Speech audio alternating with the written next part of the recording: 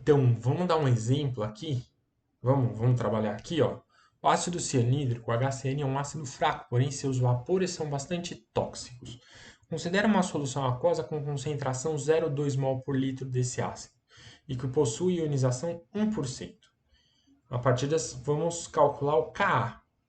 Então, eu vou calcular isso daí de duas formas. Então, eu tenho que lembrar aqui para você, vamos lá, para a nossa luzinha aqui, o seguinte. Então, a gente tem uma concentração 0,2 mol por litro inicial, então vamos considerar aqui 1 litro, né, no início, 0,2 mol. Então, aqui eu tenho 0 e 0, vou resolver do jeito tradicional. Aí, ele fala que ioniza 1%. Então, eu vou colocar aqui 1% de 0,2 mol. O que é 1% de 0,2 mol? Eu vou colocar assim, ó, 0,2 vezes 0,01 mol, 1% aqui, ó. Isso daqui é 1%. Então, como é tudo 1 para 1 para 1, então 0,2 vezes 0,01 mol e 0,2 vezes 0,01 mol. Então, no equilíbrio, eu vou ter 0,2 menos, já vamos fazer essa conta, vai, 0, né, 0,02, ó, 0,2 aqui vai dar, vamos colocar até aqui, ó, em 0,002 mol, ok? Então, aqui, 0,002 mol e 0,002 mol. Muito bem. Então, nota que o Ka desse sistema vai ser H mais Cn menos dividido por HCN. Então, eu vou ter aqui o Ka, que é o que eu pedi primeiro, vai ser o H+, que é, vamos colocar aqui em notação científica, 2 vezes 10 a menos 3, mol por litro, então já tá beleza, 2 vezes 10 a menos 3, dividido por 0,2 menos 0,002 aqui. Aí você vai falar, puxa, eu vou fazer essa conta no denominador? Não, aí que eu falei a aproximação da lei de Ostwald. Esse número é muito pequenininho comparado com esse. Então, a conta vai ser 2 vezes 2, 4 vezes 10 a menos 6 aqui no numerador, sobre o 0,2. Acabou. Ah, mas pode, vai dar certo? Pode, claro que vai dar certo. Vai dar 2 vezes 10 a menos 5. Então, tá aí o Ka do HCN. Agora, você pode, isso é usando o jeito tradicional. Você pode usar a lei de diluição de Ostwald, que é o Ka. É mais rápido, só que vai que você esqueça da fórmula, você pode ir direto para nossa tabela, como a gente sempre resolveu o equilíbrio, né? Então a lei é K igual a alfa ao quadrado, concentração molar inicial sobre 1 menos alfa. Alfa é o grau de ionização, certo? Do jeitinho bonitinho que a gente tem, né? E só que o ácido é fraco, porque é 1%, né? Então eu posso usar a aproximação já. Ka é igual ao quê? Então, como ele é fraco, a gente já pode usar fraco. Tá? Alfa ao quadrado, M0. Ok. Então, vamos lá. Ka vai ser alfa, só que não vai me colocar 1 aqui de 1%. 1% é 0,01, que é 10 a menos 2 ao quadrado. Só que o M0, 0,2. Certo?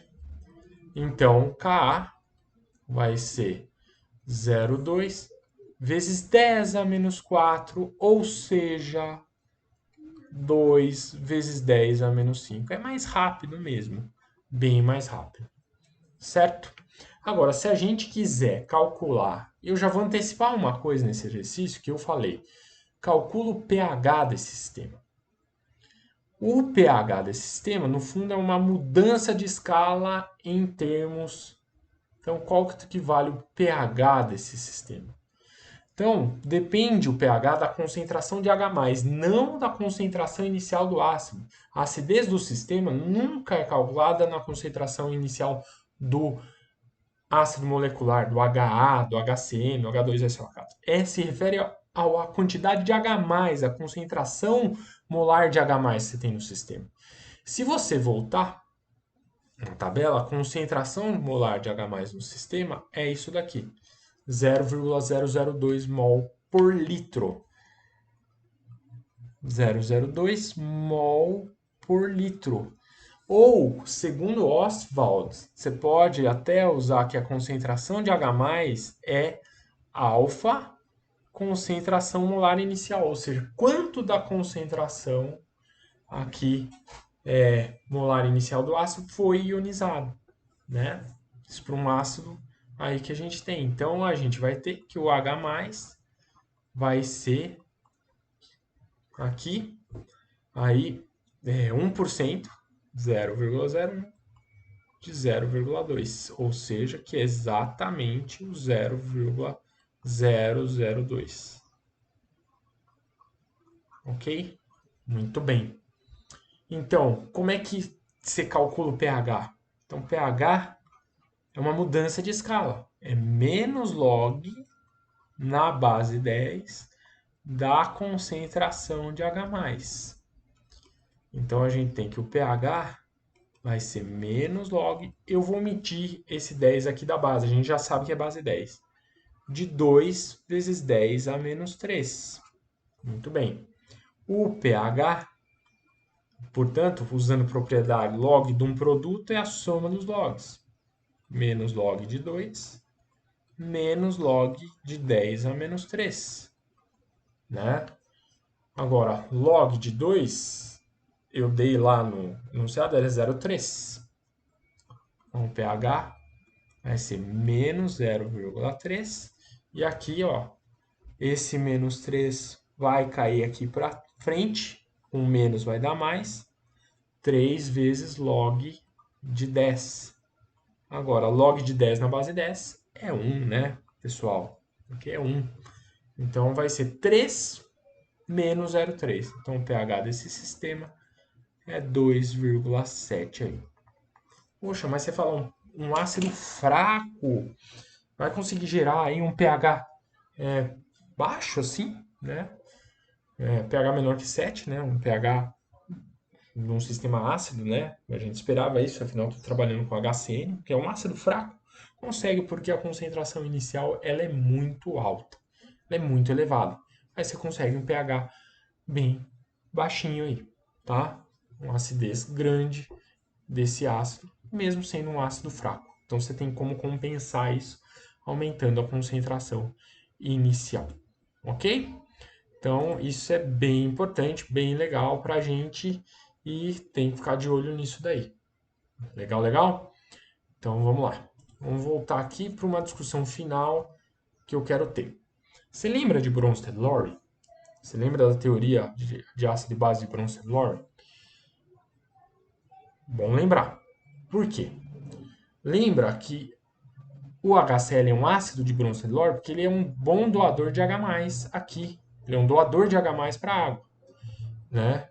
E a água vira uma base de Bronsted-Lowry porque é um receptor de H+, é a teoria protônica, né? Da mesma maneira, aqui desse lado, o H3O+, é o doador de H+ para o Cl- para recuperar o HCl. Então, o H3O+, funciona como um ácido de Bronsted-Lowry. E o Cl- é uma base de Bronsted-Lowry, receptor de H+.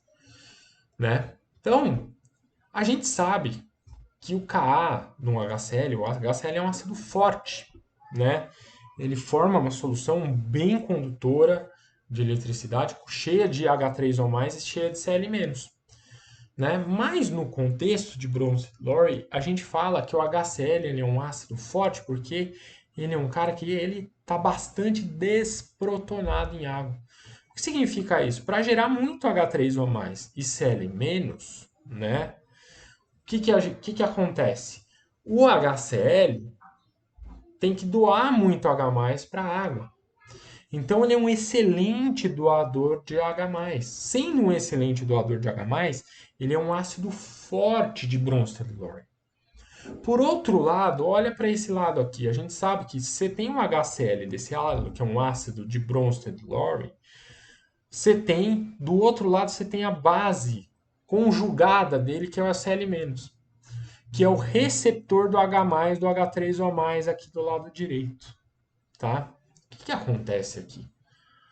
O Cl-, muito abundante na solução, ele não consegue capturar muito H+. Porque se ele capturasse muito H+, iria ter um déficit de H3O+, e Cl- aqui do lado direito, que não é verdade, porque essa solução é muito condutora. Então, o Cl- não é um bom capturador de H+, do H3O+. Logo, esse Cl- aqui é uma base fraca. Então, veja, se o HCl é um ácido forte, e é um ácido forte de Bronsted-Lowry, ele tem uma base conjugada aqui, que é o Cl-, que é fraca, e é sempre assim. Toda vez que você tem um ácido forte de um lado, existe uma base conjugada do outro lado que é fraca, tá? A gente sempre pode concluir isso. Vamos ver se a gente entendeu, tá? Que é esse resultado aqui nessa caixa azul. Você tem aqui, vamos pegar o CH3COOH, que é o ácido acético, tá? Jogou em água, ionizou, H3O+, CH3CO-. No contexto de Bronsted-Lowry, o CH3COOH pega esse H+ aqui e dá para a água. Ele é um doador, então, de H+. Então, ele é um ácido de Bronsted-Lowry. A água é uma base de Bronsted-Lowry. Tá? Do mesmo jeito, aqui desse outro lado, o H+, do H3O+, tá? Vai para o acetato. Então, o H3O+, é um ácido de Bronsted-Lowry e o acetato é uma base de Bronsted-Lowry. Muito bem. Só que a gente sabe que o ácido acético tem um Ka pequeno. Ele é um ácido fraco, segundo os resultados experimentais. O que significa, lá no nosso início dessas conjunto de videoaulas, que quem domina nesse sistema é o CH3COOH, a maior abundância de CH3COOH comparado com H3O+, CH3CO-, com o hidrônio e com o acetato. Então tem muito mais ácido acético e água do que as espécies ionizadas. Isso faz com que a solução seja pouco condutora. O que leva a gente a concluir isso daqui? Que ele é um ácido fraco, tá? De arrênios e também um ácido fraco de Bronsted-Lowry. Por quê? Para gerar esse resultado experimental, significa que o H+, aqui do CH3COOH-, esse ácido acético não é um grande doador de H+, certo? Então, o ácido acético, a gente fala que ele é parcialmente desprotonado, tá?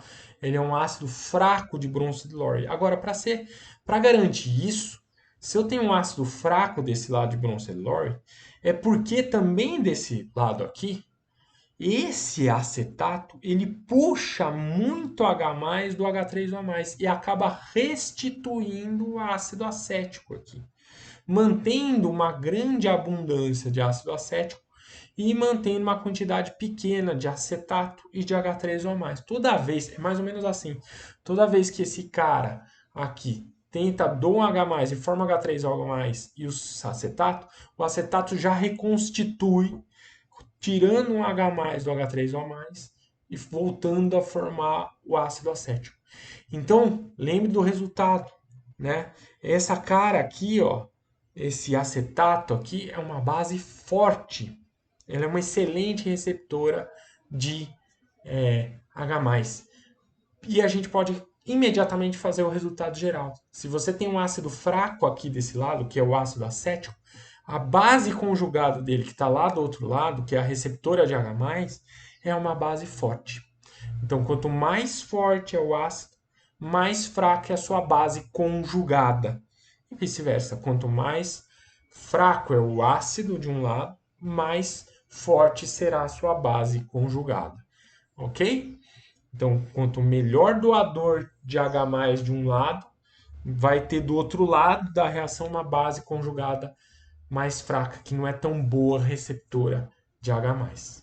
Ok? Então, é isso aí. A gente volta aí mais tarde para falar dos nossos da água. Vamos comentar um pouquinho dela.